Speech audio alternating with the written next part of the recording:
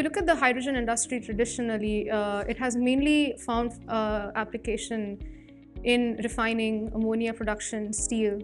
But as we see energy transition, hydrogen is also finding applications in transportation, such as mobility, aviation, as well as marine. Also, semiconductors is another driver, and glass manufacturing. This can be shown based on the new proposed capacity that is being announced. We see that majority of this is going to be driven by refineries and ammonia production just because of the scale of it. And only 10% is based on the mobility. Now, this is a very rosy picture if we think of hydrogen or low carbon hydrogen demand.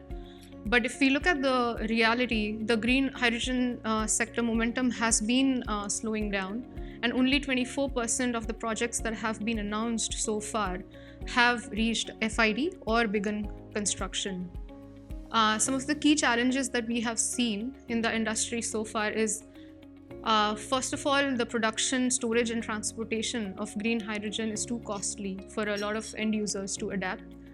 Also, the updated 45V guidance only increases the uncertainty for some of the producers to meet the tougher rules. And the lack of hydrogen infrastructure for transportation is also making it difficult for some of these off-takers to secure reliable long-term supply. If we look at the automotive industry, which has been one of the key drivers of green hydrogen demand, we see that in recent years, the focus has been now shifting to medium and heavy duty vehicles. If we look at the historically where some of these OEMs have focused, we see that a lot of them now that have been announced in the later years, post 2020, are more focused towards heavy duty and medium duty. While the business case for a lot of medium and heavy duty sounds reasonable and optimistic, if we look at the current refueling infrastructure for hydrogen, we see that a lot of these gaseous state hydrogen refueling stations are focused for light duty vehicles. The segment that we see has been stalling. So we see that if we want to drive utilization for hydrogen in heavy and medium duty, there's a lot of infrastructure gap, and that's where a lot of investment is going to be required over the coming years. We touched a little bit about policy uncertainty in the previous slide. We see that if we think of the production tax credit for hydrogen, these are the different bars where we see what the methane emission intensity should look like, which is nothing but CO2 equivalent per kilogram of hydrogen produced. Although it says that you can maximize it to $3 per kg, but there are a lot of fine print on what kind of low carbon power are you supposed to acquire, how new it has to be, whether that renewable power is going to be in compliance through 2030, and also trying to match hourly procurement of electricity versus hourly production of green hydrogen. So some of these are just going to make it more difficult to get the credits for hydrogen production. So we'll now move on to the panel. I'll let John introduce Hoerbiger here in a couple of slides. This one? So I'll go through these very quickly. I think there's probably a lot of you who are not familiar with Hoerbiger. We're primarily a gas compression company, but we've actually got a number of different divisions in automotive, large bore engines, rotary unions, etc., that have been working in the hydrogen sector for quite some time. So we're actually celebrating our 130th year this year. We've been in the US for 60 years. We're headquartered in Vienna and in Zug, Switzerland. And we really pride ourselves mostly on being a technology company. So our automotive group has actually been working in the hydrogen area for quite some time. With fuel injectors and other components. But primarily over the last couple of years, we've really been investing, I would say, the lion's share of our R&D dollars toward the hydrogen infrastructure. Everything from using hydrogen in a combustion engine. We've been able to equal the output of a diesel engine with some specialized fuel injection and engine management. But the big thing, from my standpoint, being in the compression group, is that we made the endeavor a few years ago to partner with Ariel to develop a high-pressure fueling compressor. And we've actually have one running in a mobility station in Vienna, and we're about to ship 2 more this quarter, including one for the largest fueling station in Europe and Germany here this next month. So really, this is our area of expertise. As we looked at the mobility market, we found it to be extremely unreliable. The use of diaphragm and hydraulic compressors, they worked. They didn't have a problem from a pressure standpoint, but we really found that the space needed something a little more scalable and something a little more reliable, and that's what we've been focused on over the last few years. So we really want to have something that's very flexible, that can offer the kind of flow rates that these stations need in a rather small footprint, which is also sometimes a challenge. If you need higher flow rates, you have to have multiple compressors, which can take up quite a bit of space. So I won't go into it in a lot of detail. Just kind of wanted to give everybody a perspective of what we are and what we do. So this is kind of our specification of our package. So it is manufactured by Ariel. Hoerbiger does supply most of the wear components, which is where a lot of the challenges are. And we also package that compressor as well. So just a perspective on who we are and what we do. Thank you, John, that's helpful. So Nigel, please introduce the company and how are you involved in the hydrogen value chain? Sure. So, I mean, you got a little bit of an introduction for those of you who are here this morning from Charles Charrington, and I think Uday also mentioned Utility Global as well. We have a kind of a unique technology, a white space from an IP point of view. We've been able to patent a lot of things which really kind of backs up that claim. We're not hydrocarbon processing in the traditional form of like steam methane reforming. We're not electrolysis in the form of, you know, competing with like a PEM or an alkaline electrolysis. So we're the cross section between both. You saw a slide earlier today from Uday showing you like what the cost position of electrolysis is, and you saw the big chunk of that was electricity. The founders of our company, which were a couple of MIT PhDs, kind of were focusing in on like, what would the next technology be for energy transition that could be near term and cost effective and have a business case? And everything they looked at kept coming across like, if we could just eliminate this electricity, it would really make the product a lot more economical. And essentially that's what they ended up doing. So unlike a traditional, so our technology is built off of solid oxide electrolysis techniques, like for making fuel cells. A fuel cell converts hydrogen to electricity. The opposite, if you put electricity in, you can make hydrogen. They typically will transfer oxygen across a membrane. It's basically the fuel, the ability to convert CO to CO2 is dragging the oxygen off of a molecule of a steam. We do the same thing, except we have a solid, the membrane is actually impermeable to gas migration, and it also conducts electricity, whereas in traditional solid oxide technology, you actually want that membrane to be non-conducting, and you have an electric circuit that provides the driver for the conversion of, or the reduction of water to hydrogen. In ours, the electricity then there's a natural electrical potential between two different gases. In the same way, if you recall back to hydrogen, to chemistry in high school, you have zinc and copper. You put them in a lemon, you can light up a light bulb. It's the same principle, except in our case, we've got two different gases that have different electrical potential, and we allow that electrical circuit to complete. So it's producing its own electricity to do that separation. So now we've got the ability to take a gas, and because the membrane is gas tight, it doesn't really matter what's in that gas as long as it's got something reactive. So you take a dilute gas coming off of a chemical process or a steel process that would otherwise only be useful to flare. We can actually use that, and there's enough driving force to that to actually strip the oxygen off hydrogen, off of water and make hydrogen. So it's really, we're taking something that would otherwise be a pretty useless gas, and we're able to make hydrogen out of it. And what we're in the process of doing is, we've proven that about this time last year at an actual steel mill in Canada, that we can take their blast furnace gas in a real world environment with all their ups and downs and upsets in their process and make hydrogen from that gas in one step. That was pretty revolutionary. It's the first time it's been done. And now we're trying to move on from that. So we're creating solutions.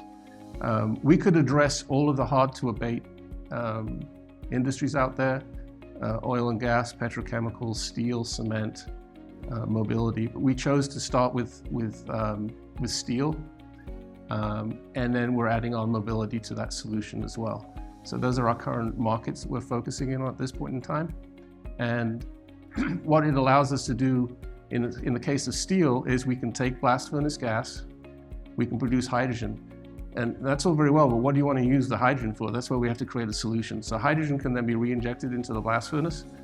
And because hydrogen is more reactive than carbon monoxide, which is the reducing gas that they're typically using, we can replace the CO. Where does the CO come from? It comes from coke. So they can now reduce the amount of coke. So in essence, they're reducing the amount of carbon dioxide emissions they've got.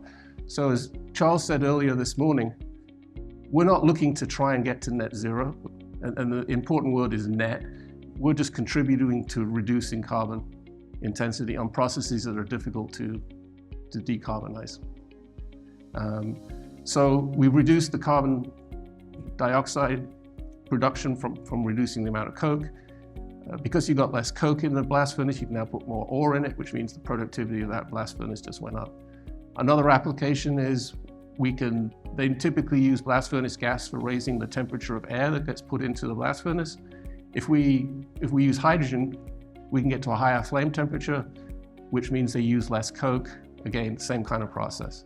So we can help them decarbonize that process by finding ways to utilize the hydrogen that we're producing with our own gases. So that's helpful. If you think of, say, a little bit higher level view of where the hydrogen market has been going, what do you see as the key challenges that the industry has faced in trying to, say, commercialize some of these green hydrogen technologies and adoption? Yeah, well, I think for one, saying it doesn't make it so. And I think we always have to curb our enthusiasm for how fast things happen. Mm-hmm. And I think somebody told me once, if you, any project you're working on, if you plan on it taking twice as long and costing 3 times as much, you're probably going to be close. And I think that's where, for all of us that are entering into this, jumping in with both feet, we need to understand that we're building an infrastructure, at least from a mobility standpoint, basically from scratch. That's hard, and the technologies that exist aren't all quite there. I think when we did our business case, we were projecting thousands of fueling stations, by 2030, and I think we've got less than 60 in California right now. We are seeing some movement in Europe, more so in Asia. Here in the U.S., it is very much in its infancy, but certainly the compression technologies, the cost, the storage, transportation, et cetera, all of that adds to barriers that are going to cause us to take some time, and I don't think it's a bad thing, because it gives the industry and gives the players opportunities to continue to work on that technology and perfect it, so that we can really have a reliable solution.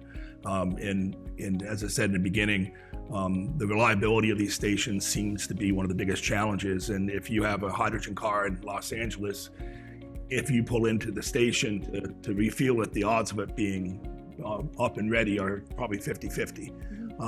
And it's also a rather large task to maintain those. You have to have the right people.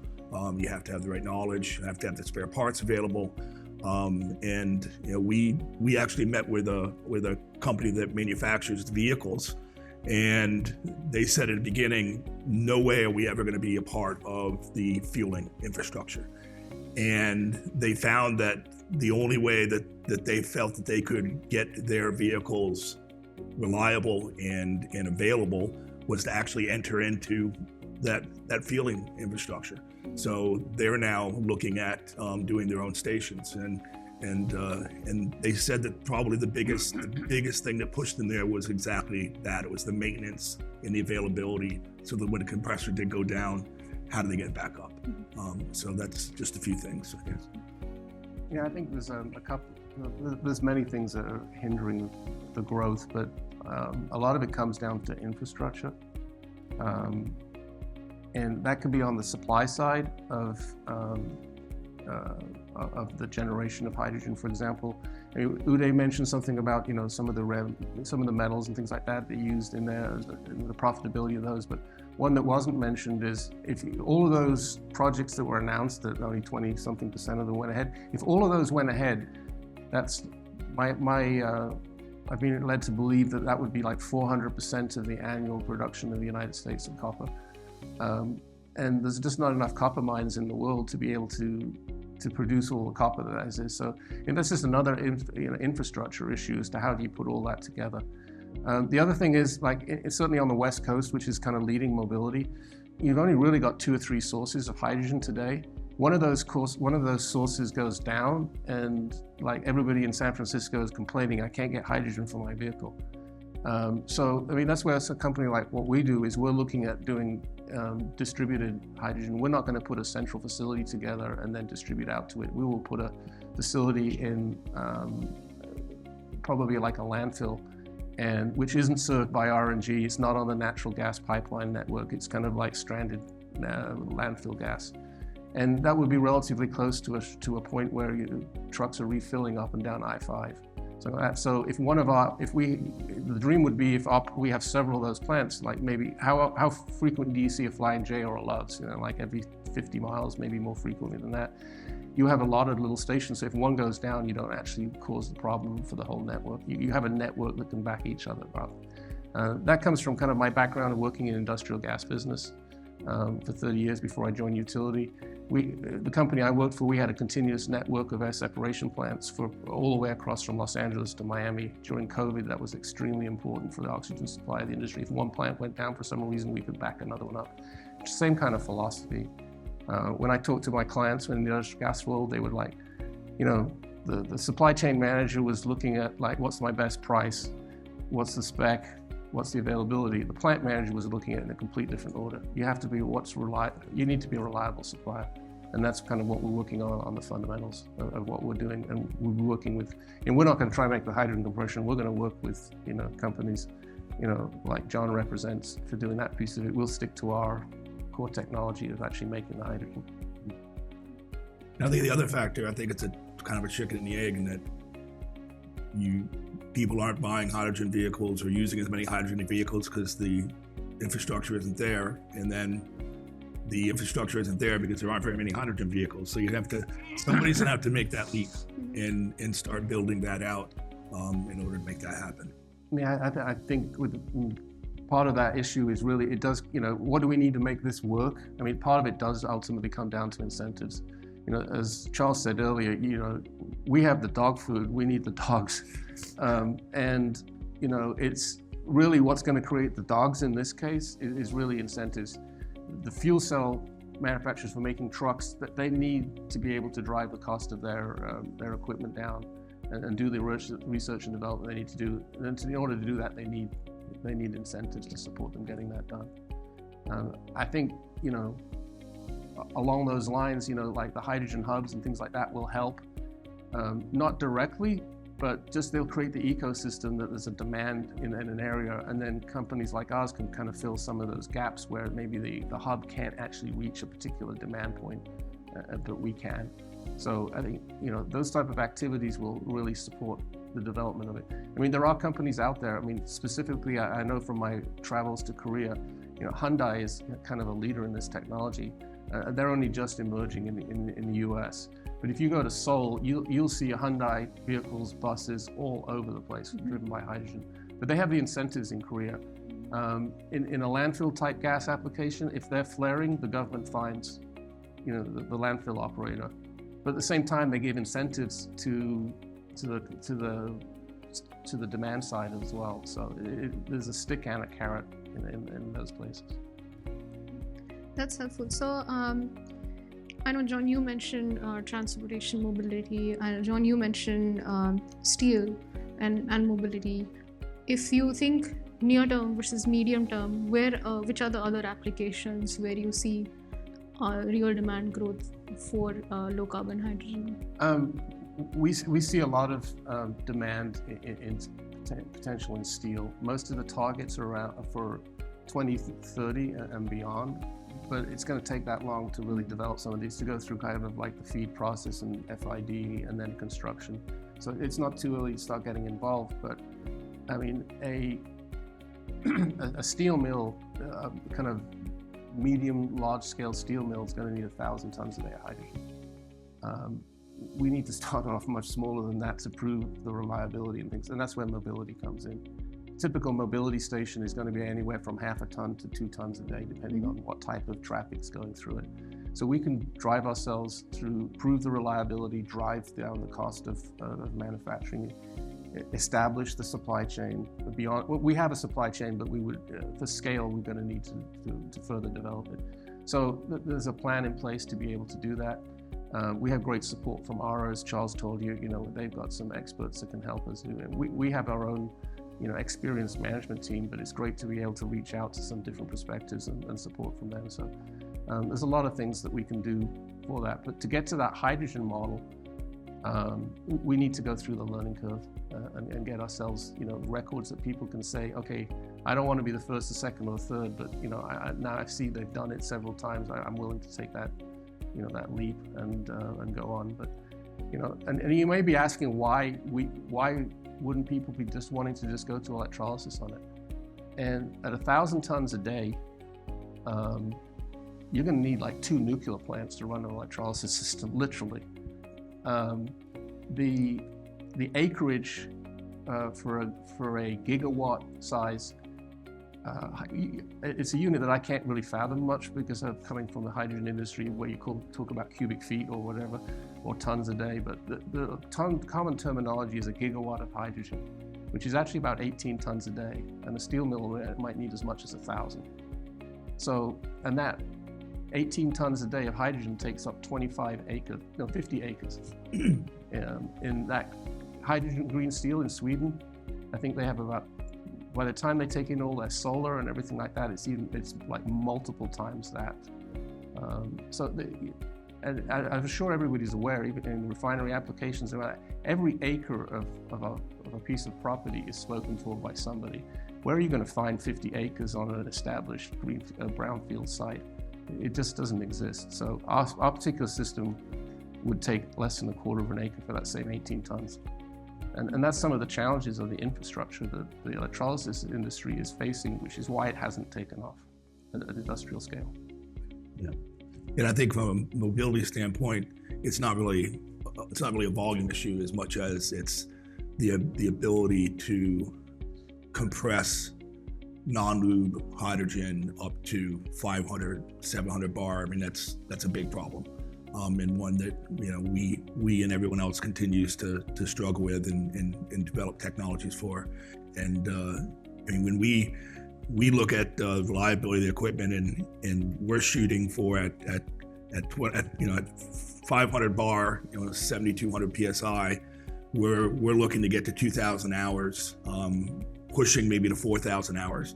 If you're running a refinery and your high pressure hydrogen booster and your hydrocrackers, if I tell you I'm going to give you 2,000 hours, you're going to run me out on a rail. And but yet, for the people that run these stations, they die for 4,000 hours of runtime. So it's not so much the the hydrogen volume isn't the challenge as much as how do we get it into the vehicles, and I think passenger vehicles we're a long way away before we get there. So I think we did touch some on this topic, some of it, like major challenges to commercialize production. But if we think about the comparison between blue versus green hydrogen, where do you, how do you see the balance between the two? Like, which one do you think is more would be more attractive versus the other over the medium term? This is probably more your area, but I mean, for me, especially being in the natural gas business, I love blue hydrogen. I think green is obviously the goal, but I think at least for our infrastructure, blue hydrogen, we're already pretty well set for that development and for that continued growth. I think we need to get people to recognize that natural gas is it's a clean burning fuel, and it's much better than a lot of the alternatives. So I think the ultimate goal of saying we're going to be 100% green hydrogen for all these cases is just unrealistic. I think you're going to have a balance of that, and I think current projections by 2030, I think the last one I saw it was going to be an 80-20 blue to green. I don't know if you guys have done anything in that area to look at it. Quite honestly, we don't look at colors. Yeah. It's just, we look at the numbers. We have clients who, a steel mill producing, integrated steel mill using only coal in Asia has probably got about 2.5 tons of CO2 production per ton of steel manufactured. And they want to reduce that by 5%, 10%, 15%. It doesn't matter to them whether it's blue, green, pink, purple, whatever. That's their goal. Yeah. And if they're paying $40 a ton CO2 tax, they can monetize that. That's what they're looking at. They're not looking at, is it green, is it blue? They just want to decarbonize to the degree they can. I mean, steel industry can't decarbonize just by the nature. You have to put carbon in to make carbon steel. And it's not a perfect process. There's going to be emissions. So they just want to reduce it. And so we don't really track blue versus green. It's just, is the product that we're offering, the solution that we're offering them economical? And they can see a return on investment for doing it. And if they can, we move ahead. And we're working with the top 10 steel companies in the world outside of China. They've all got an interest. There's something there. That's helpful.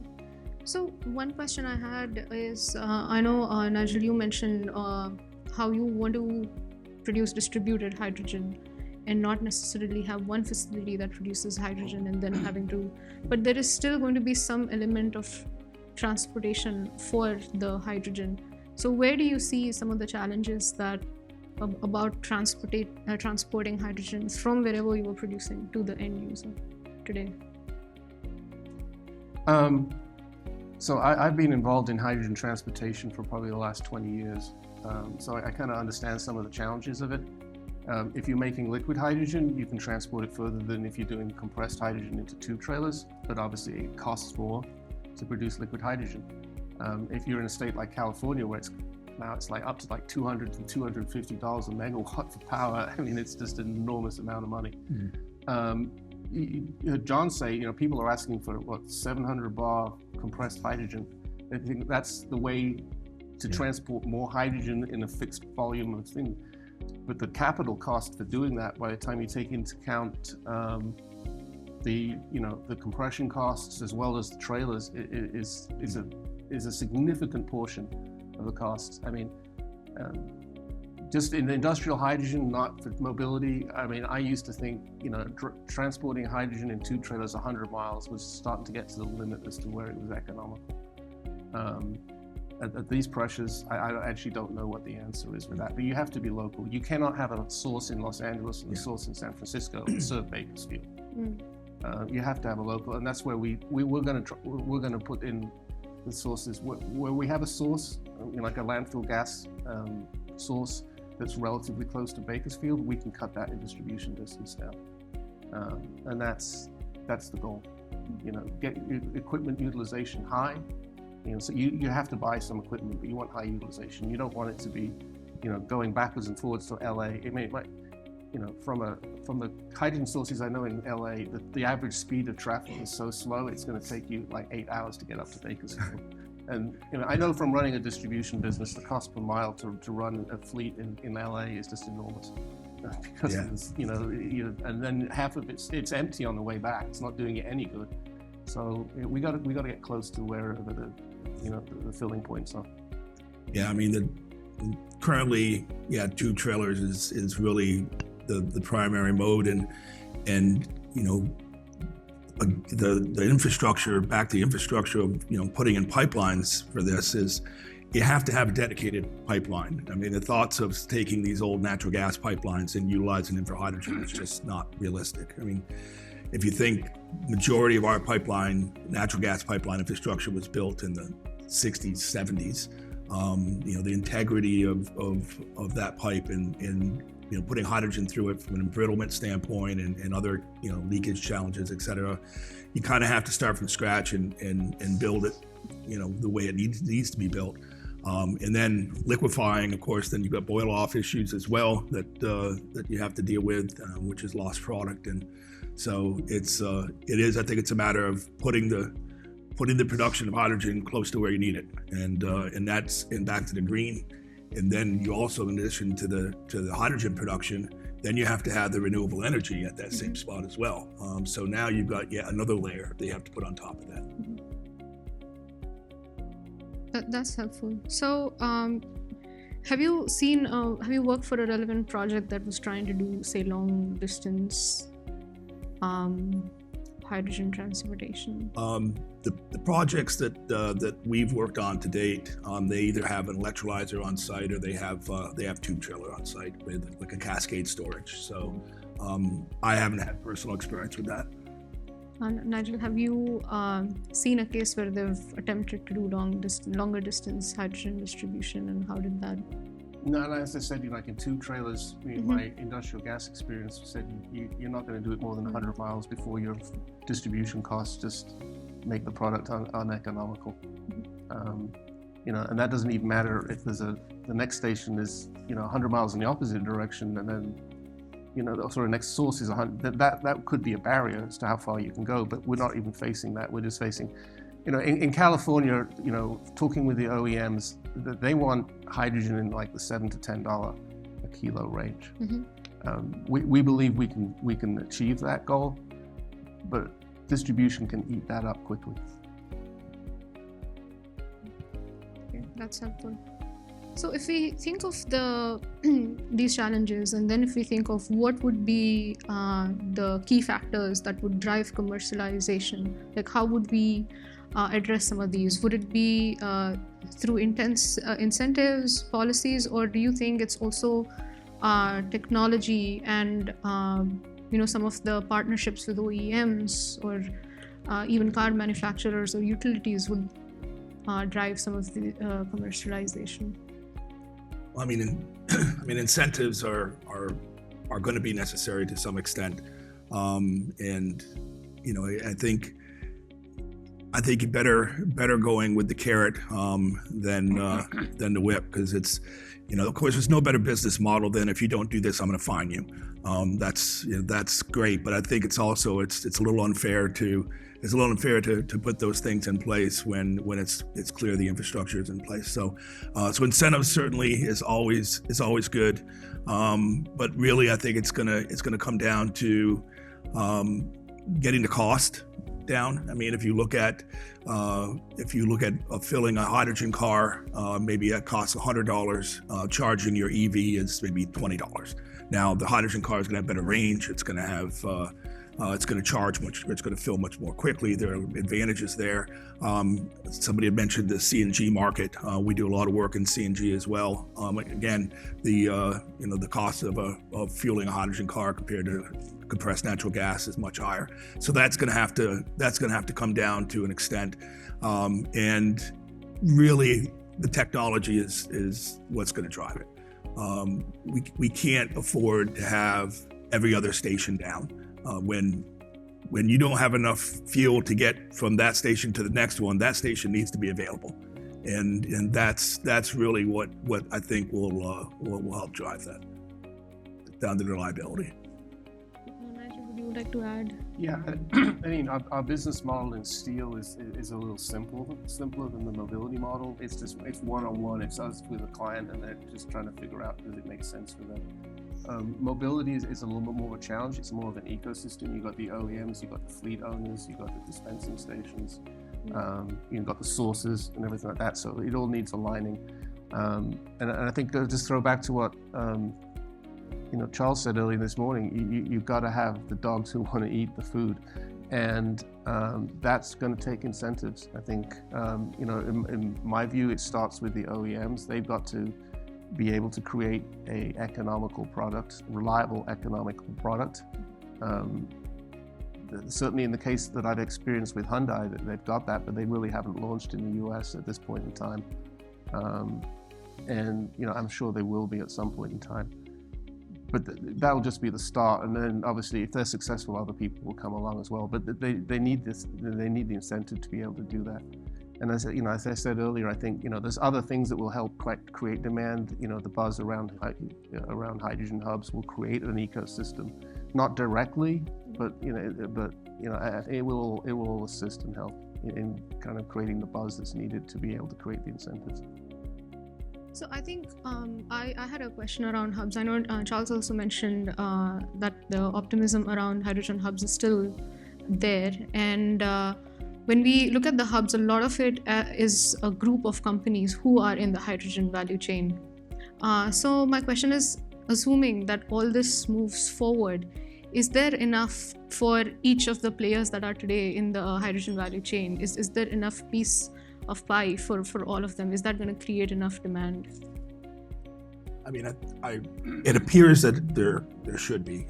It's not, and all these hubs aren't going to. They're all going to take action at the same time. I mean, we've done a lot of work talking to all of those companies and investigating the activity and trying to gauge what the activity will be going forward. And I hired a business development manager specifically for hydrogen last year, and he was living in California, which seemed to be an ideal situation.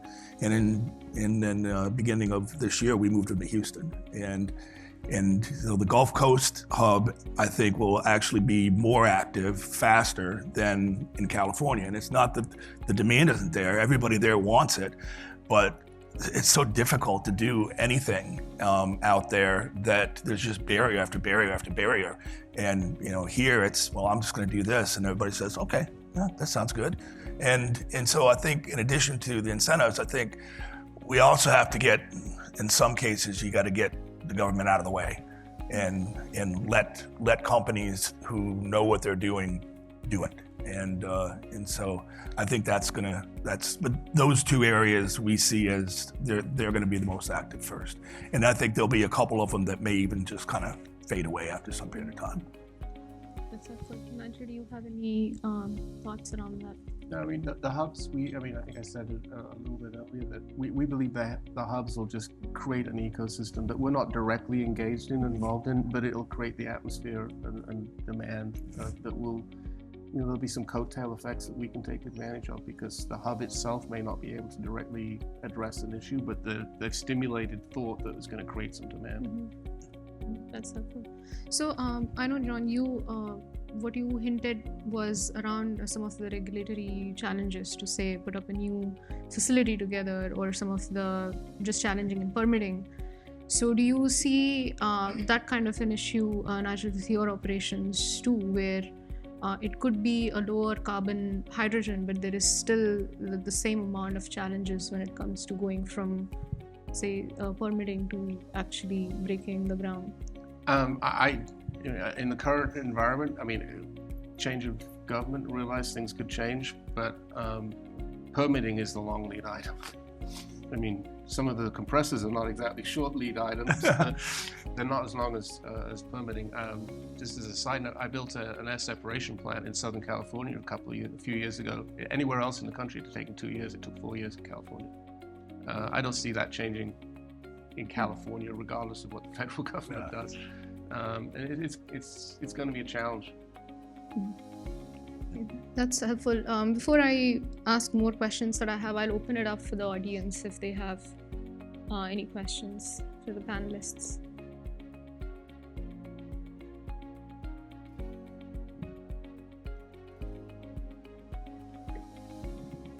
Can you touch on methanol for transportation? I know there's some negatives, but I didn't catch them all. So I personally don't deal with methanol at all, so I would be probably ill-advised to lie to you. So I'm not. I'm not sure. We talked about in my prior career moving hydrogen across the sea. It seemed like it was physically impossible to do economically in a dead end, and that's what led to, I guess, methanol being thought of. Yeah. And I've read some stories about it, but is it just the danger of it all doesn't make sense? Is it that fundamental? Is technically it's you guys don't have an answer? Yeah, I don't know if you have a. I'll take your advice. I'm not Yeah, I apologize. And we're trying to develop a distributed solution for local markets, not for kind of transocean. Yeah, I mean, again, and even on the hydrogen side, I mean, if you have to liquefy it, and then it'd have so much boil off by the time you got to your destination, wouldn't be anything left anyway.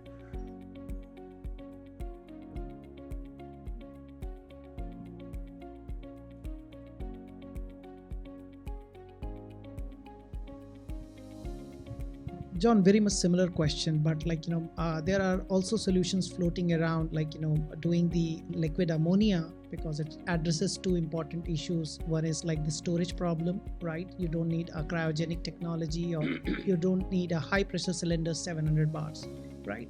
And then onboard cracking it into hydrogen and fuel cell. What is your take on it, on these technologies? There are a few companies that are doing it. For hydrogen production?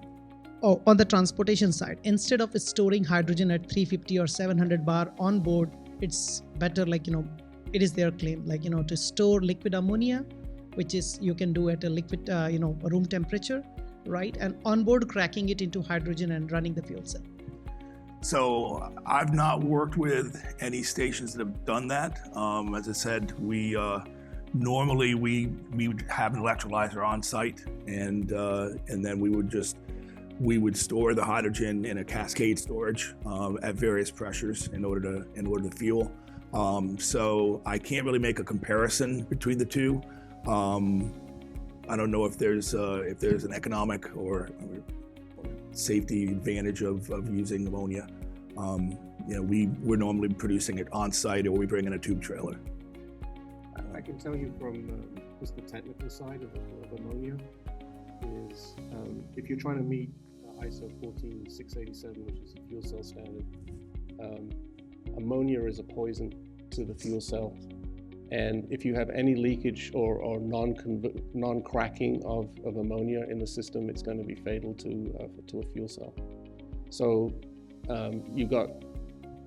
it's probably a relatively of the ways of transporting hydrogen, it may be one of the best for transocean. But then you've got a lot of energy to crack it, and then more energy to purify it to the standards required for fuel cells, and even then you can't guarantee that you're not going to have some slip. So there's a technology challenge to making sure that can actually work.